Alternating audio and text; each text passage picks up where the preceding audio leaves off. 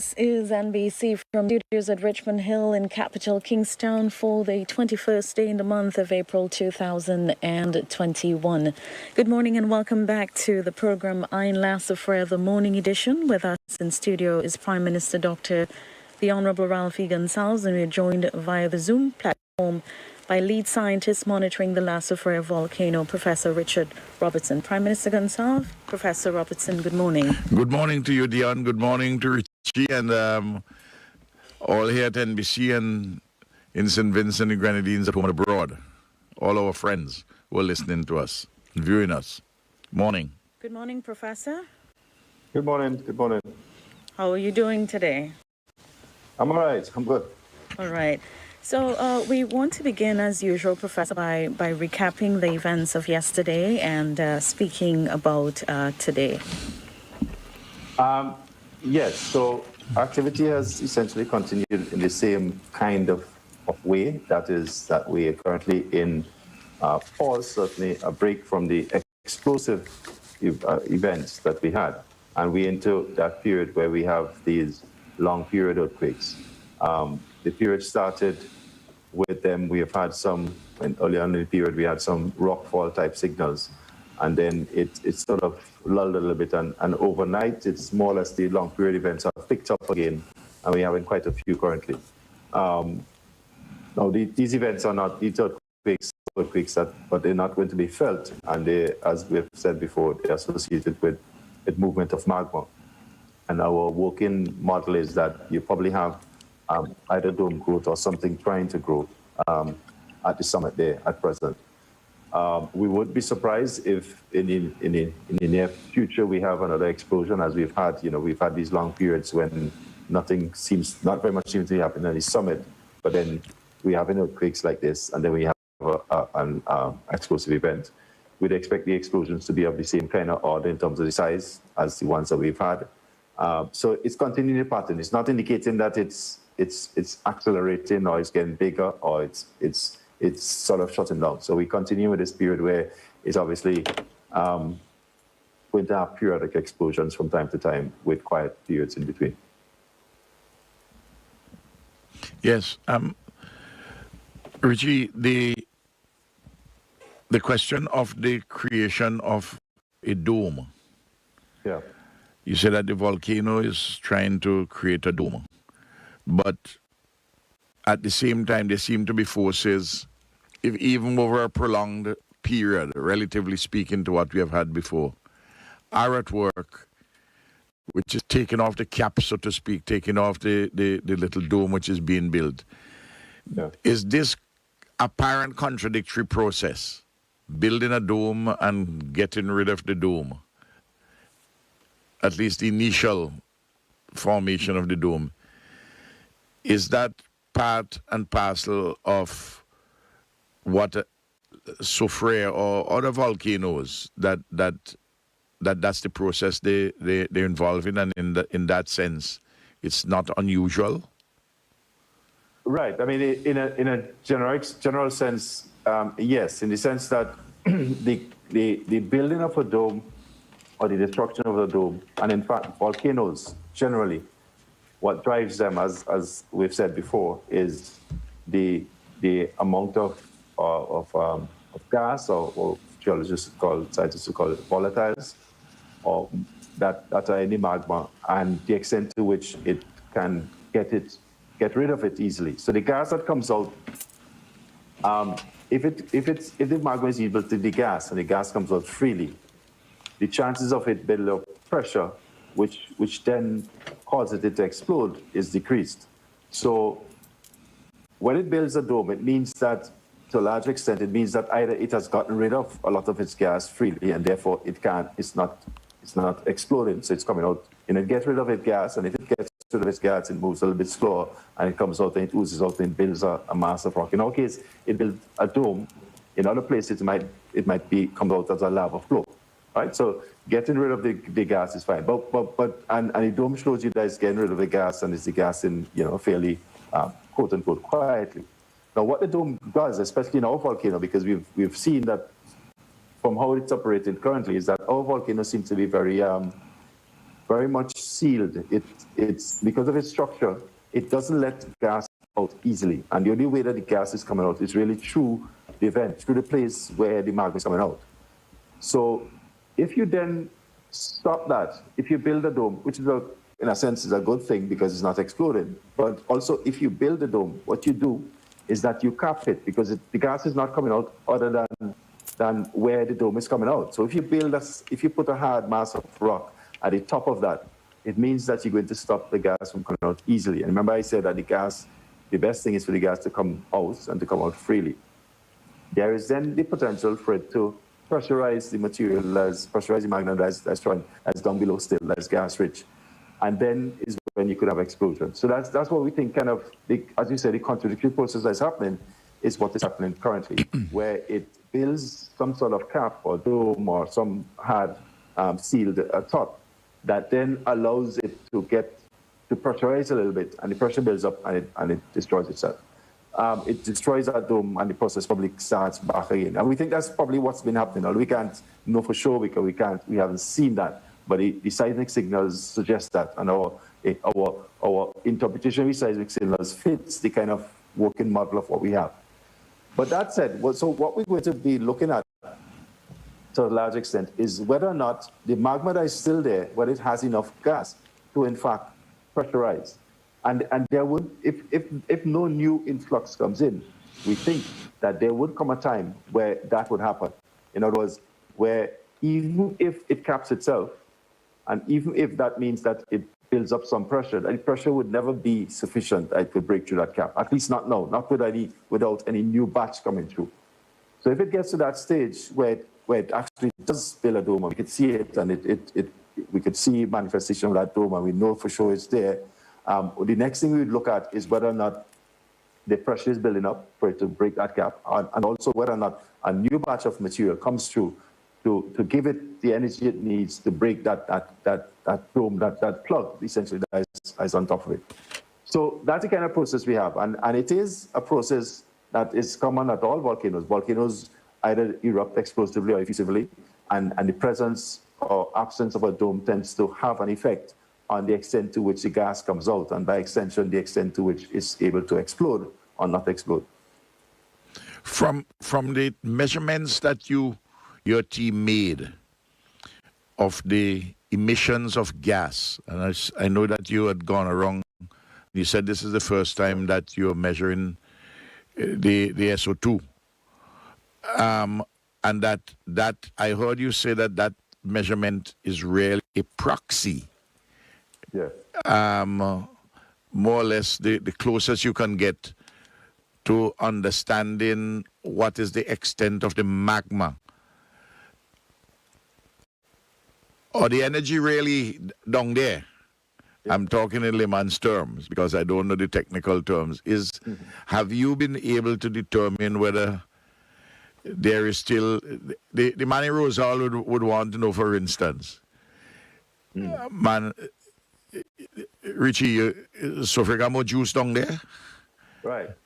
So yeah. So we really essentially what we're trying to determine, and what the gas is showing, and what we're trying to do with the gas is actually do a lot of measurements, because these things naturally fluctuate, and when you go and you take the measurement, you're taking the measurement for a specific period, and we want to make sure that each time we take the measurement, we have enough that we could depend on we could have a certain amount of confidence in if there's fluctuation, right? So what the kind of thing that we'd expect, the gas, sulfur dioxide, comes out when the magma is more or less close to the surface. It tells you you have fresh magma, and that it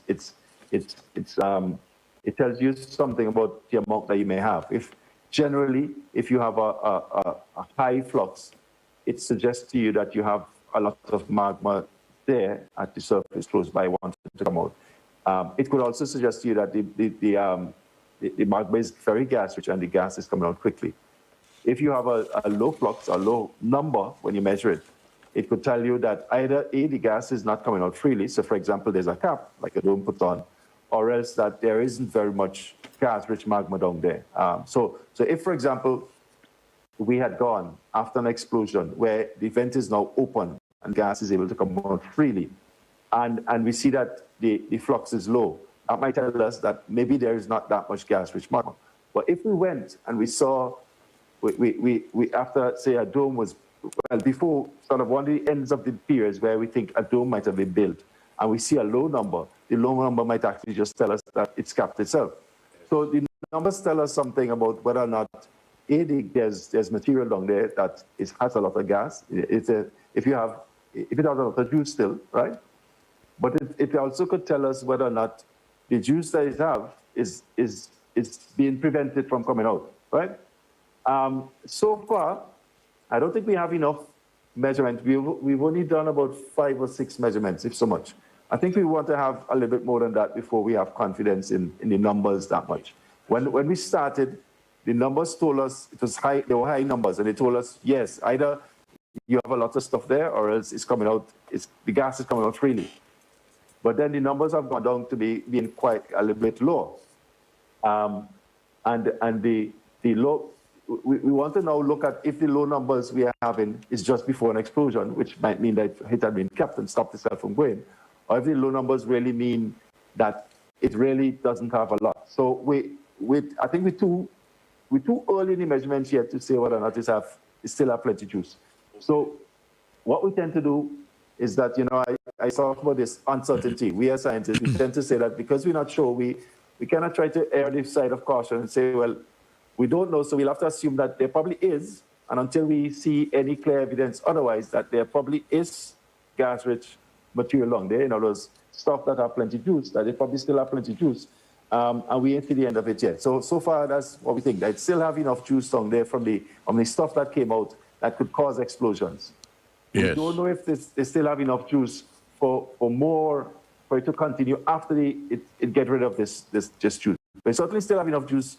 We wouldn't be surprised if you have another explosion, at least another 1 or 2, before we end this current period.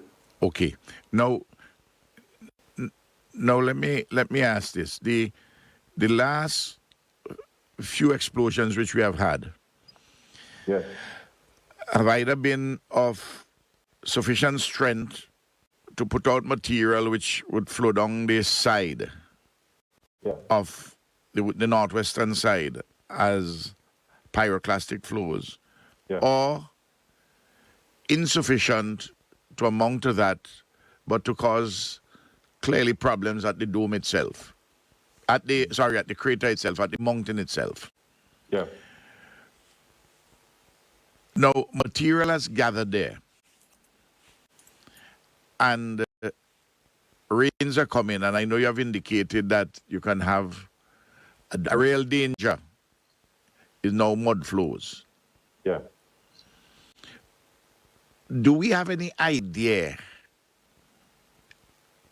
on the mountain and the slopes of Soufriere how much ash we have there and which potentially can come down as mud flows when the rains start? Right. So I don't have a number for you, but to answer your question simply, yes, we have a fair idea. We can make estimates based on the height of the plumes that went up, the height of the explosions, how high the explosions go, and how we can make some assumptions about how fast material is moving, and we could come up with some estimates of volume. I don't have the number, but it's something that's being worked on. So the most I would say is that there's a lot of material. It will take the problem of mud flows, at least on Soufriere, can go on for months or even years after. That's how much material you have there. Secondly, I'll tell you that we have been working closely with colleagues in the UK. One of them is actually an expert in Laha issues, and others are experts in other. Laha being the mud flow. Mud flows, right. So we're working with people who are experts in mud flows to look at it sort of more specifically in terms of, what is possible and what kind of mechanisms, if you want to do that, what kind of things you can put into if you want to monitor it. Because you can put in sensors that will tell you, well, there's a mud flow coming along this valley or that valley and things like that. You could look at, what is the potential, how long can it go on for, how much material you have, that kind of thing. So we're hoping to have actually one of them visit Professor Jenny Barkley, in fact, from the UEA, visits on the weekend. Hopefully, if you can get here with flights and Yes. able to work and stuff like that. But I mean, that's just, you know, when these things come up, and your question helped me to make the point that when these things come up, we work a lot with people in the region at the Montserrat Volcano Observatory at Seismic. We have something amount of expertise there. But we have a wider circle of people that we bounce things across, and things like mudflows, ash, in modeling ash. You know, there are people who are running models to determine where the ash would go if you have a certain explosion, that kind of thing. That goes on all the time. But that's just my your question really was, if we know the amount, we could. I don't have the figure, but we have a fair idea how much it is. We think it's a lot, and we think that the problem of mud flows, of river coming down and having that issue is going to go on for a long time, such that when you reconstruct in those areas, you're going to have to factor in the potential of these things. And therefore, I guess when you engineer structures, it would be useful to have people who could advise you in terms of what you can do to sort of manage that issue of mud flow, which we probably have to. We have a couple of rainy seasons before we get rid of all that material. Now, let me understand how this mud flow is. Right. Before the volcano erupted, before we had first the effusive eruptions and then the violent ones, yeah, you have soil around the crater and on the hillsides and in the adjacent valleys. This ash goes on the soil. It has nowhere else to go. It can't. Well, it goes in the air, but it comes back down. It flows over on it. Yeah. Is it that when the rain comes, the rain seeps under the ash and saturates that mud, and that is the combination of that rain saturating the mud to push the mud and the weight of the ash itself, both factors contribute to giving this thing, to causing this set of material, mud and ash, to come down the hill. Right. So, I mean, yeah, I mean, it's essentially what the volcano has done is put a lot of, I just call it stuff, you know, rocks, different sizes of rocks, ash of different sizes, all kinds of things. It's just dumped it completely at the top of the mountain. So that, in addition, it has wiped out some of the vegetation. So all the grass and everything that was holding the soil is not buried. In fact, if you went back, one of the things as geologists we do when we go back in the field, we actually look for soil horizons, because when the volcano erupts, it buries the soil. So you can actually see distinction between one eruption and the next by looking at where the soil horizon is, the soil that is now killed. Well, the soil is now buried by the material. So all that material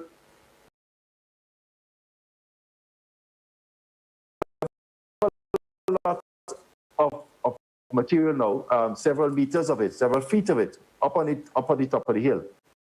Rain falls, as you said, the rain just simply takes that material. Gully erosion is you're gonna have a lot of gullies develop. You're gonna have, because it's a lot of it is largely soft material that rain is gonna dig into easily. You're going to have at the summit a lot of gullying, and it's going to, when it digs into the material, it's going to take that material and it's going to move it downhill. Going to mobilize it, and it's going to find the valleys. And instead of now, before when you have rain falling, the rain is falling on the trees, it's falling on the grass. It don't have so much debris to take with it. So mainly what you have is water coming down through the valleys, right? But no, instead of just the water, you're going to have the rocks, you're going to have the ash, you're going to have some bits of trees that were killed. All that debris is going to come into the river. So it means that rather than just having the water, which is now moving fast because it's raining and it's heavy, you have all that stuff in it. And all that stuff, all that material has a power in it. It has the ability to push things out of the way. It's going to damage things. So it's not just like a regular sort of river in flood. It's a river in flood with all kinds of potential abrasive things and destructive things in it with the power to push it away. So that's why mud flows are so dangerous, because they have the ability, the force and the potential to damage structures, to damage buildings.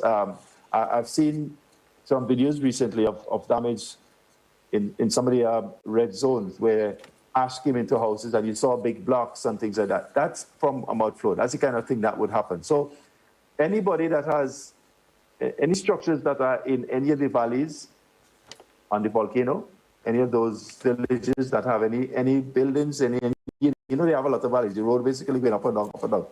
And some people, unfortunately, build either in the valley or close to the valley. A lot of them are going to get destroyed when the mudflows come down. So you're going to have that problem as an ongoing thing. So when you have your hurricane season and your rainy season, in addition to the rains and the damage from the swells and all of that, you're going to have the problem from all that material coming down. And I'm saying that there's so much material that it's not all going to be stripped off yet, probably going to be there the next year. So there's going to be a lot of potential for damage after the eruption is finished, after the volcano is gone back to sleep, unfortunately.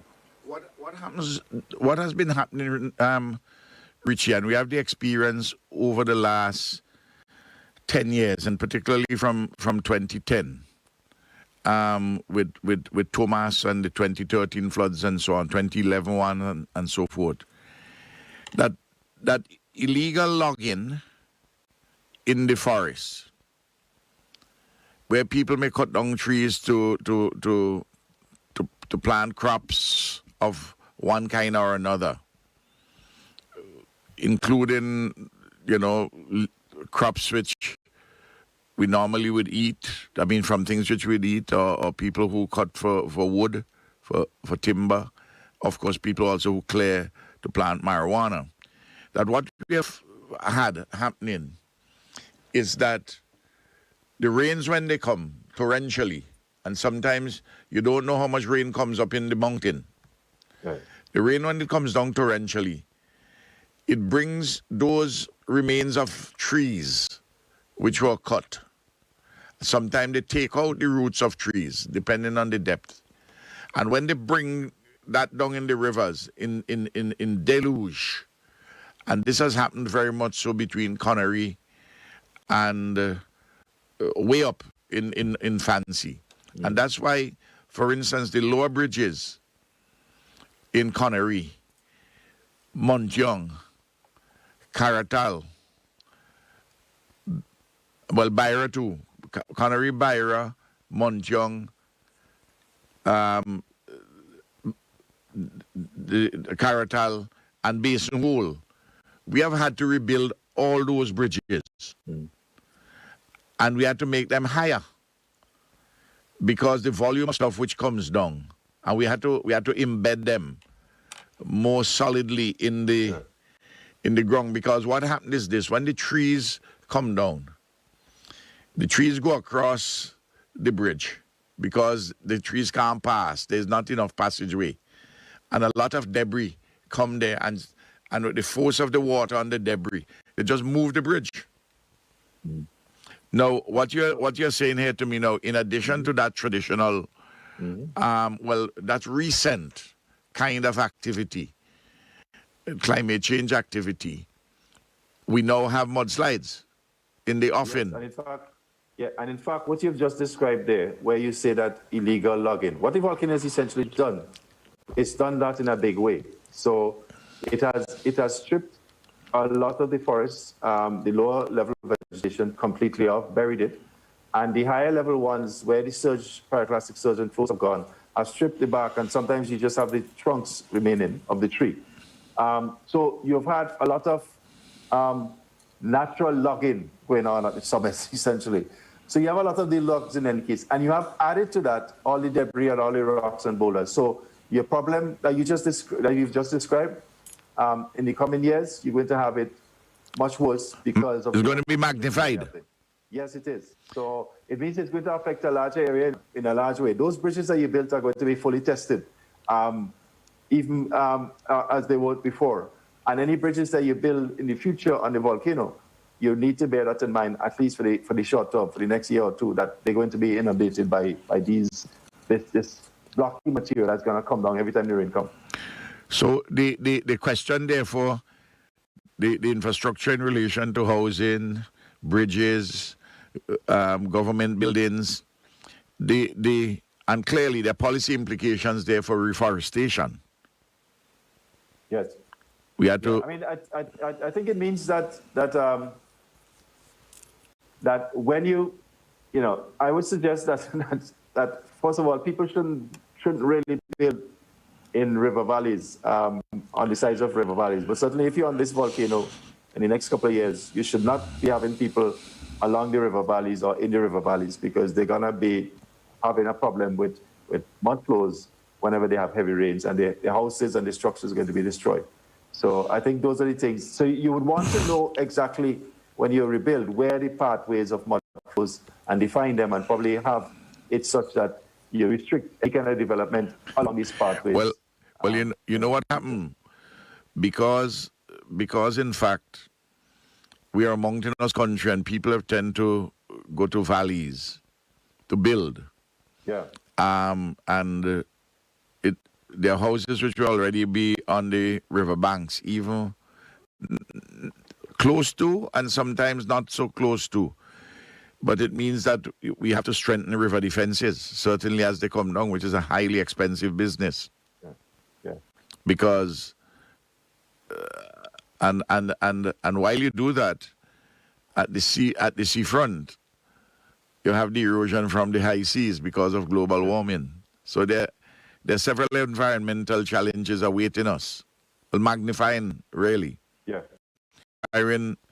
Requiring tons of money. Yes.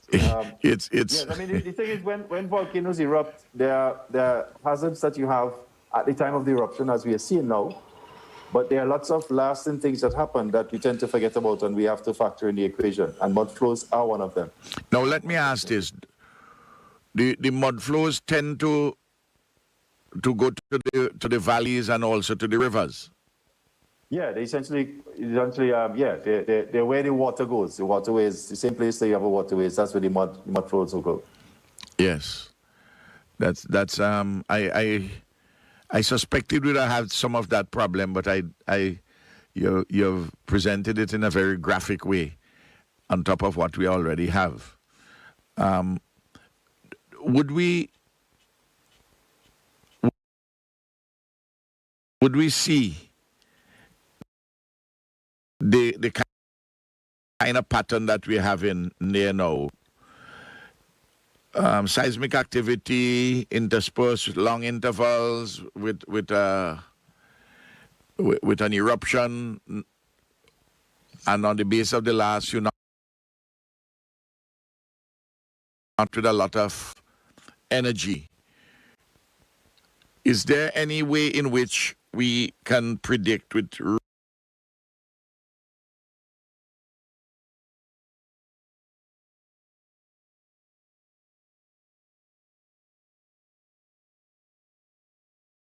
reasonable certainty as to how long that is going to last? I was, well, no, not well. We could give some estimates, but there'll be large margins of error. I think we can say, given, and we're about to actually have a major science meeting where we're going to discuss amongst ourselves and our collaborators overseas about what this volcano is doing and what this has done. But the way in which I've described how it's operating, this is how we think it's operating currently. And I think the key thing in that regard, in terms of how long it goes on, will be a question of whether or not a new batch of gas-rich magma comes into the system. Yes. We think something came in, and that's what we are seeing play out. Now, the key question would be whether or not a new batch comes in. And the question you're asking is, do we know if that's possible now? And therefore, because that is the thing that will determine how long it goes to a large extent. Yes. If a new batch comes in. If it's just this and that's it, well, then I would say that, a couple of months, if so much, you sort of might be out to the woods. But if there's a new batch, then it means that we kind of going to reset the cycle. And we're going to start back over, and we have to go through that again. And we hope that's not the case. No. There are things that we could do to try to find that. But, that's one of the things we try to find out is if we could determine if this is it or if there's a new batch. But one last thing I'd like to say, though, is that I think we have a monitoring system in place now that we will detect that before it happens, much more so than we did in the last time we did. So we've learned a lot about the volcano since it's done what it's done, so that next time it does certain things, I think we will see them coming a little bit earlier. No, I see a looming problem which you highlighted about people going back into the red zone before they get an all clearance. Yeah.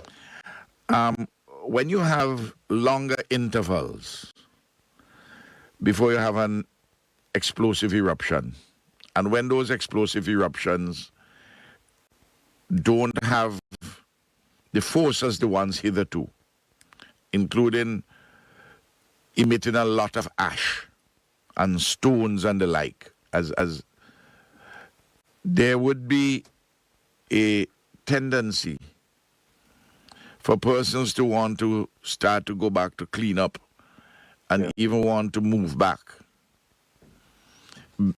before the scientists give the all clear. Have you had in other experiences that people try to second guess the scientists and say, well, the scientists ain't telling the government to tell us to go back, but we feel all right, man, and we're going back. We you know, and sometimes it might even be encouraged by people, particularly now on social media. You know, these fellas ain't sure what they're happening. The thing gone already. Some prophet or the other says one thing and the next, and people start to go back. What has been the experience, and have we had a real challenge in other countries? Have had real challenge in persuading persons not to go back until they get the all clearance. Yeah. What you outlined is a common problem in volcanic emergencies. In fact, there's some indication from research that more people get killed from having done that than get killed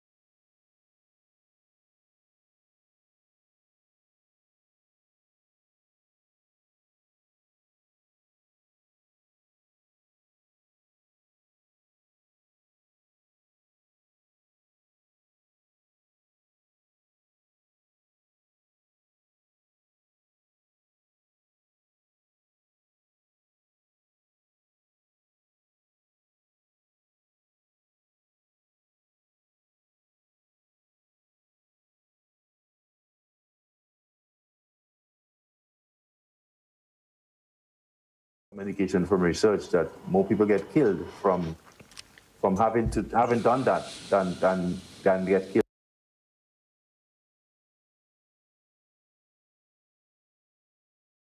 because they didn't evacuate. In other words, usually